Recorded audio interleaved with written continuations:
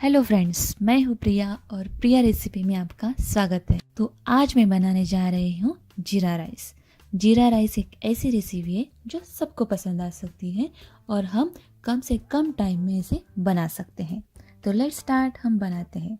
जीरा राइस बनाने के लिए हमें चाहिए कुछ इंग्रेडिएंट्स। तो सबसे पहले हमें चाहिए पके हुए चावल। चावल हमें अच्छी तरह से पका लेने हैं। आप देख सकते हैं मैंने कितने अच्छी तरह से चावल पका लिए हैं। हमें चाहिए घी। मैंने अमूल का घी यूज़ किया है, पर आप चाहे तो कौन सा भी घी यूज़ कर सकते हैं। कटी हुई कोरिएंडर, जीरा यानी कि क्यूमिन और स्वाद के लिए नमक।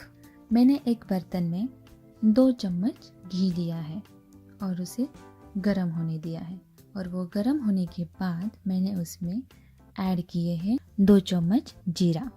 जब जीरा घी में अच्छी तरह से फ्राई होने जाए तब हम ऐड करेंगे उसमें नमक। इन सब चीज़ों को हमें अच्छी तरह से मिक्स कर लेना है और उसके बाद हम ऐड करेंगे हमारे पके हुए चावल।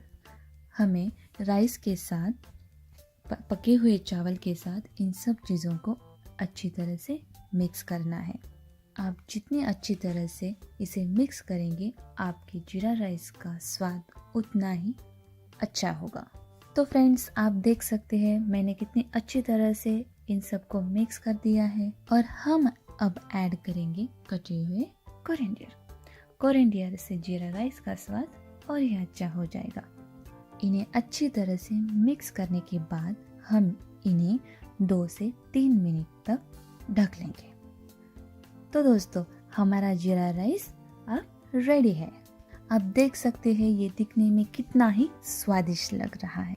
जब आप इसे दाल के साथ सर्व करेंगे तो इसका मज़ा कुछ और ही होगा।